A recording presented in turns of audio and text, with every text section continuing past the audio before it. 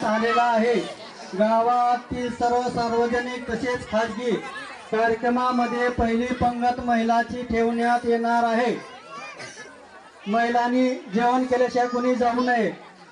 सर्व महिला, पाहुण्याच्या महिला व गावातील महिला यांनी जेवण करण्याकरता बसून येण्याची कृपा करावी। नंतर पुरुष मंडळाची पंगत होणार आहे। ग्रामपंचायत रोटी बुजुर्ग तालुका औसा येथे एक नाविन्यपूर्ण निर्णय घेण्यात आला आहे। गावातील सर्व सार्वजनिक तसेच खाजगी कार्यक्रमामध्ये पहिली पंगत महिलांची ठेवण्यात येणार आलेली आहे।